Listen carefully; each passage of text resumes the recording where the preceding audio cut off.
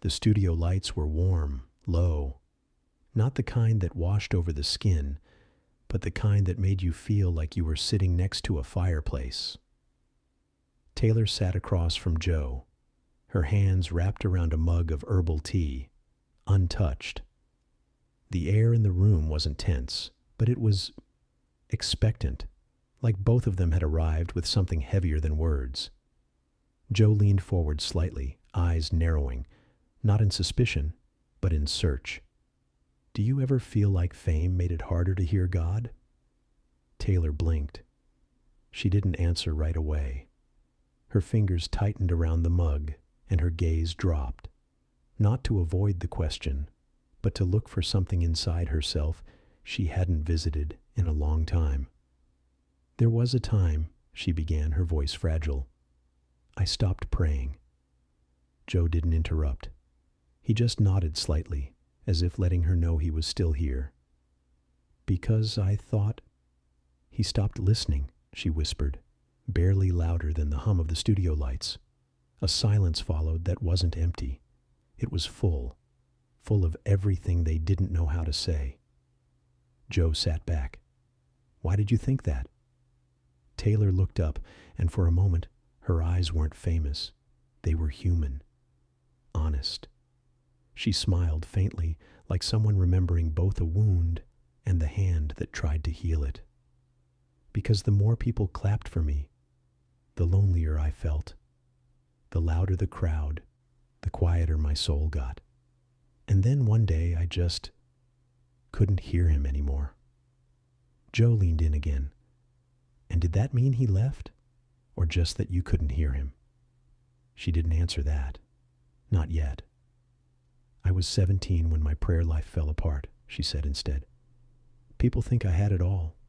Awards, cameras, everyone screaming my name. But I would lay awake at night, staring at the ceiling, wondering if I mattered when the music stopped." Joe was quiet. Taylor continued. "And I remember I had this little prayer I used to say as a kid. 'God, please don't forget me when the lights go on.'" Her voice cracked. She laughed, embarrassed by her own tears. "Isn't that strange? I was more afraid of being forgotten by God than being forgotten by the world." Joe breathed in slowly. "And did you think he forgot you?" She paused, wiped a tear from the corner of her eye. "I did." She looked down again. "But now I wonder—" She stopped. Joe tilted his head. "Wonder what?" She looked at him, not like a celebrity, not like a guest on a podcast, but like a person finally asking a question out loud that had haunted them for years. "What if God never left? What if I just stopped listening?" Joe didn't reply. He just looked at her. And this time, he nodded not because he understood, but because he wanted to. Taylor's hands trembled slightly as she finally lifted the mug and took a sip. Her eyes lingered on the rim like she was reading something invisible written there. Then she whispered, almost to herself, "Is silence the space where God speaks the loudest?" And in that moment, neither of them knew what to say, but they knew they weren't done. Joe leaned back slowly, letting her words hang between them like incense, fragile, sacred, lingering. "I don't talk about God much," Taylor said, voice steadier now, though softer. "Not because I don't believe, but because I think I'm still healing from the silence." Joe nodded again, eyes searching her face. "What do you mean by silence?" She let out a breath, almost like a sigh, almost like a confession. "It wasn't just his silence. It was mine too. I got so good at pretending to be okay, so good at performing, even when no one was watching." There was something raw in the way she said it. No performance in her now, just presence. Joe leaned forward, elbows on the table, hands folded. "And when you were pretending, did you ever fool yourself?" Taylor's lips curved into a sad smile. "All the time." She looked up again, her eyes glassy but strong. But I think that's the danger of success. It gives you mirrors that lie. Everyone claps, tells you you're doing great, but they don't see your soul. Only God does. Joe's expression shifted, his usual curiosity now laced with something deeper. Maybe recognition, maybe regret. I used to think faith was for the weak, he said. People who needed answers to feel safe. Taylor tilted her head, listening. But lately, he continued, I've been wondering, maybe faith isn't about answers. Maybe it's about being okay with not having any. Taylor looked at him quietly. And still choosing to believe anyway? Yeah, Joe said, even when there's no proof. Just presence. Taylor nodded. That's how it feels sometimes. Like you're walking through a fog and you can't see him, but you keep going, hoping he's just a step ahead. Joe thought about that for a moment. Do you pray now? Taylor hesitated. I try. Not like I used to. Not with perfect words or folded hands. More like whispers in the middle of the night. Questions with no punctuation. Tears on the pillow. Joe looked away for a moment, almost as if giving her privacy inside her own story. Then he asked gently, Do you think he hears you? Taylor swallowed. I don't know, she said honestly. But sometimes I think maybe the ache I feel, that ache for something more, is his way of telling me he's still near, that he hasn't let go. The room felt holy somehow, even though neither of them said that word. Joe exhaled slowly. That ache. I know what you mean. Taylor studied him now. When was the last time you felt close to God? Joe hesitated. His mouth opened to speak, but he didn't. Instead, he looked down at the table and whispered something that surprised even him. I don't think I ever really have. Taylor didn't flinch. She just reached out and gently said, Maybe this is the first time. And for a long moment, Joe said nothing. The room was still. Joe's fingers tapped lightly on the table, but even that rhythm felt like a heartbeat trying to steady itself. Maybe this is the first time, Taylor had said, and the words landed like a pebble in deep water. Barely a splash, but the ripples reached far inside him. Joe cleared his throat, voice low.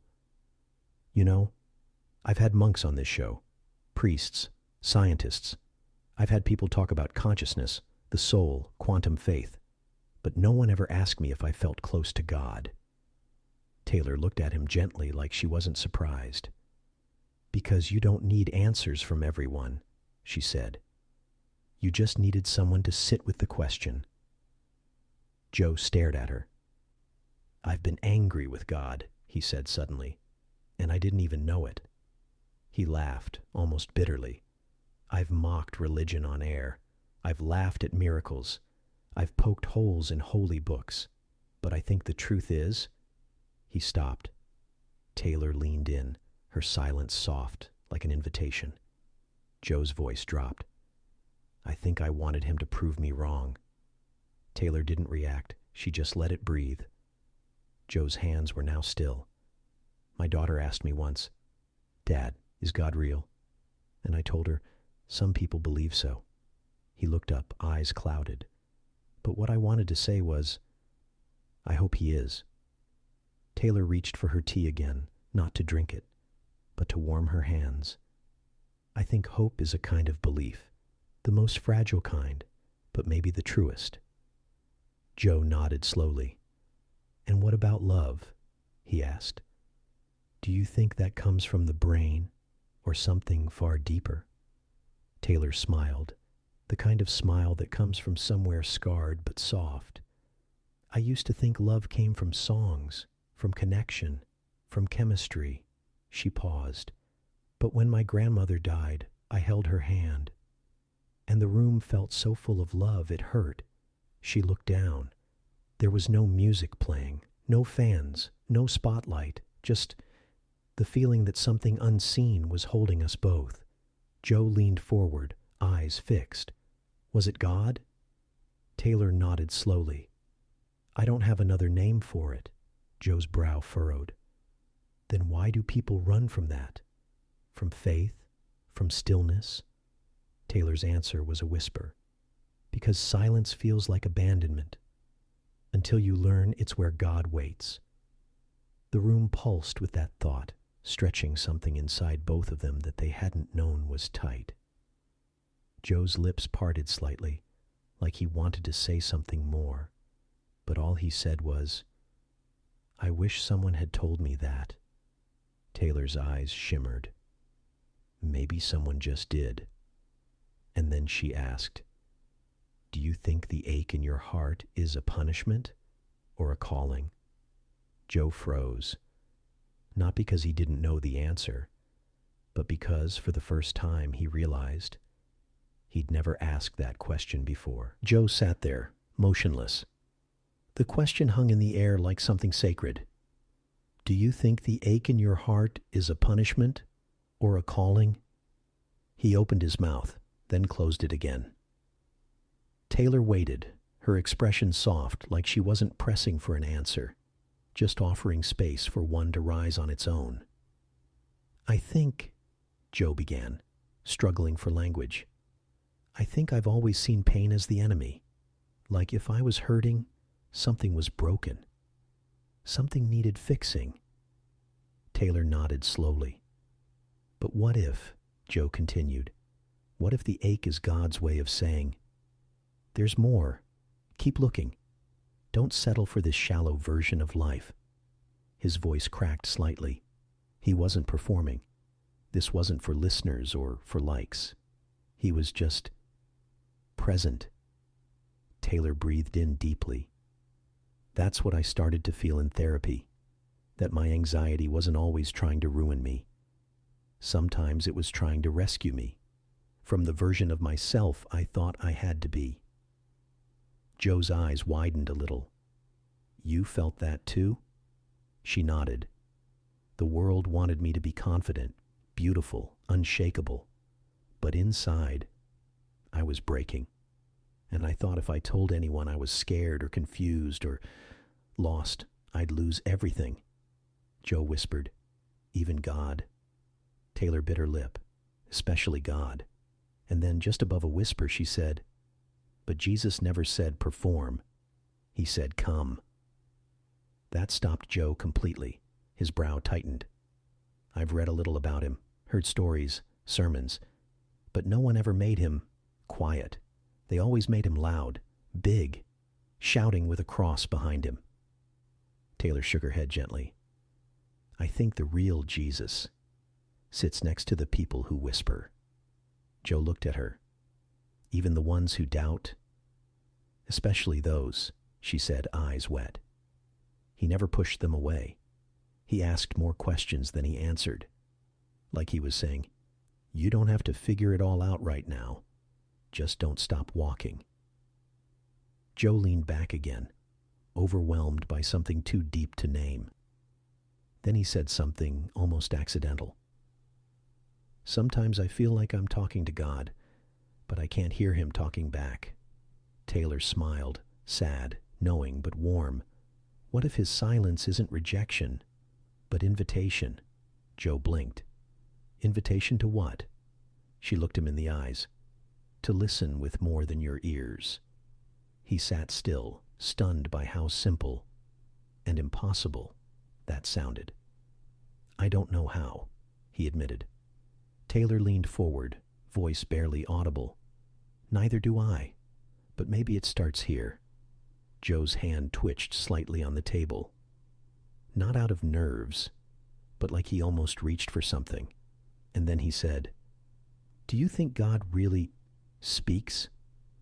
Taylor's eyes shimmered again, and her answer came not with certainty, but with awe.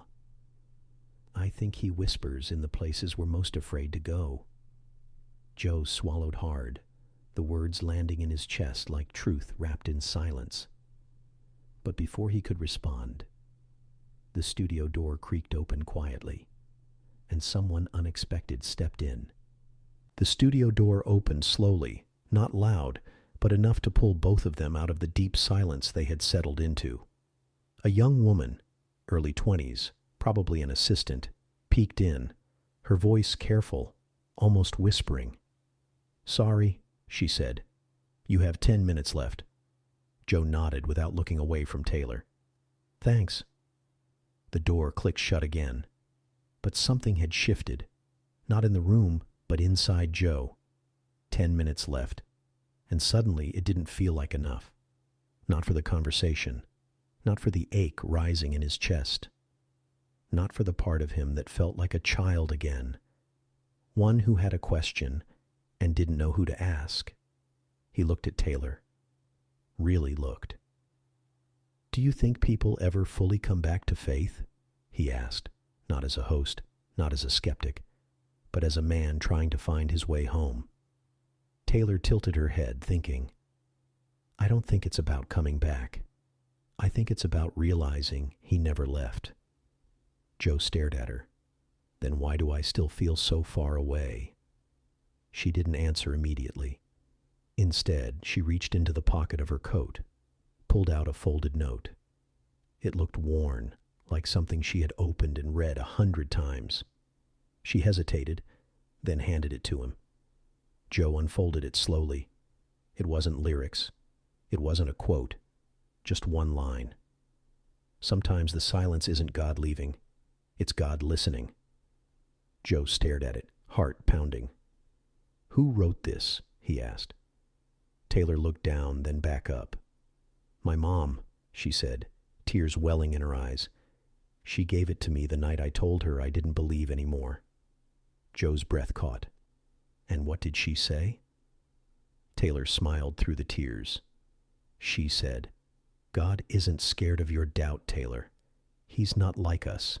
He doesn't run from hard questions. He just stays, even when you don't feel him." Joe folded the paper back up slowly, as if folding something sacred. And for a moment, he didn't speak. Then he said quietly, "I don't pray. I don't even know how." Taylor looked at him, her voice trembling, but full. "Just be honest. That's the only way I've ever known. No fancy words, no holy tone, just, 'God, are you there? Because I'm here, and I'm listening.'" Joe looked down at his hands, and something broke inside him, not loudly, not dramatically, but gently, like a thread loosening around a heart that had been bound up too long. He didn't say a word. He just closed his eyes, and the silence between them didn't feel empty. It felt full, of questions, of ache, of something trying to be born. And then, in a voice barely above a breath, Joe whispered, "Is it too late to start believing?" Taylor didn't flinch. She reached her hand across the table, held his for just a second, and whispered back, "What if you already have?" Joe didn't move for a long moment. His hand remained where hers had just been, as if the warmth hadn't quite left. The studio felt smaller now, quieter not just in sound, but in spirit, like they were no longer inside a podcast, but somewhere far more fragile, somewhere sacred. He looked at her slowly. "You know, I've spent years trying to figure out the universe," he said. "Consciousness, aliens, biology, evolution, simulation theory, all of it. But none of it ever made me feel..." He paused, searching for the right word. "Held." Taylor nodded. "Because truth without love can't hold you, and love without truth can't heal you." Joe looked down, his voice now no louder than the beat of a heart. "And God is both?" She smiled, not with certainty, but with wonder. "I think so. I think that's why Jesus didn't just teach with words. He sat with people, wept with them, walked with them. He didn't just speak truth. He became presence." Joe swallowed hard. "But why do people paint him so angry?" "Because we're afraid," she said. "It's easier to follow rules than sit in mystery." But he never forced belief. He just invited it. Joe exhaled, a slow, shaky breath. "Taylor, do you think God can love someone who's cursed him, mocked him, laughed at his name on air? Her eyes filled, not with sadness, but with something close to awe. I think he already does. Not because you're good, but because he is. Joe closed his eyes. And in that darkness, something strange happened. Not a vision, not a voice, just a feeling, like a door creaked open inside him that had been locked since childhood. A memory surfaced. Him at 8 years old, standing under a tree in his backyard, hands clasped, whispering a prayer he barely understood. God, if you're real, don't forget me. And in that moment, here, years later in the studio, he realized he hadn't been forgotten, just followed, quietly, patiently, lovingly. He opened his eyes again, voice thick with emotion. What do I do now? Taylor didn't hesitate. Start with thank you, end with I'm here, and leave the rest to God. Joe nodded, slowly. The cameras were still rolling, but none of this was for them anymore. It was for the lost boy inside him. The girl who thought she had to be perfect to be loved. The millions listening who thought God had stopped listening. Joe reached for the mic, his voice calm, real. If you're out there, listening, and you've ever felt like maybe God walked away from you, maybe you're the one who walked away from your own heart, and maybe, just maybe, He's been waiting at the door you forgot you closed. He looked over at Taylor. She was crying now, not out of sadness, but relief. Joe whispered, maybe God never needed us to be certain, just honest. Taylor nodded, and before the audio cut to silence, Joe asked one last question. Is it possible that the most important conversations we'll ever have with God will happen in the silence? The screen faded to black, but the question stayed, right where it belonged, inside every listening heart.